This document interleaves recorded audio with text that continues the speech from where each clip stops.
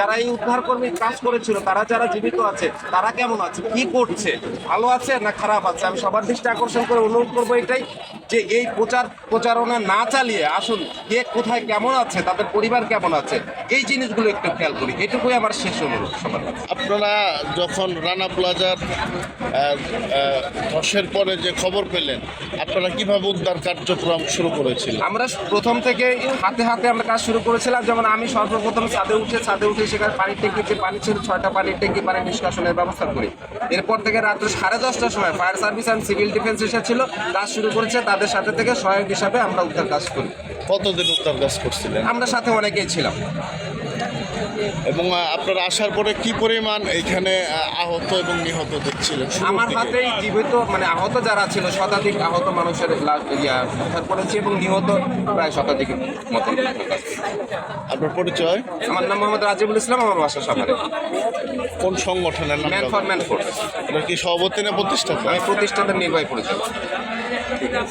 পদার্পণ উপলক্ষে যে একটি শোকাহত দিবস এখানে পালন করা হচ্ছে এই 24শে এপ্রিল, সেখানে দেখা গিয়েছে এখানে দেশ বিদেশের বিভিন্ন সাংবাদিকরা আসছেন, বাংলাদেশের সাংবাদিক মিডিয়া কর্মীরা আসছেন। এখানে যারা নিহত আহত হয়েছে তাদের পরিবার আত্মীয় স্বজন আসছে, কিন্তু এসে এই জায়গায় এই ময়লা, এই দুর্গন্ধ অবস্থা আমরা দেখতে পাচ্ছি। আমার একটাই কথা, যে এই রানা প্লাজার অবস্থানটা এটার জন্য একটু পরিষ্কার পরিচ্ছন্ন থাকে।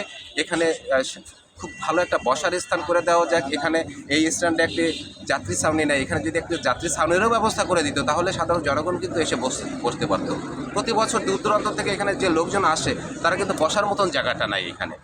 তো এইটাই হচ্ছে এই প্রশাসনের কাছে দাবি, যে রানা প্লাজার যে অবস্থানটা, এই অবস্থানটা পরিষ্কারে পরিচ্ছন্ন করা হোক। এটাই হচ্ছে আমাদের সবার দাবি। সবাই ভালো থাকবেন, সবার সুস্থতা ও দীর্ঘায়ু কামনা করছি। আমাদের জন্য সবাই দোয়া করবেন। আসসালামু আলাইকুম ওয়া রাহমাতুল্লাহি ওয়া বারাকাতুহু। আমরা যদি কথা বলতাম যে আপনি এখানে কান্না করছেন কেন? 11 বছর আগেই তো আপনার ছেলে এখানে হারিয়ে গেছে।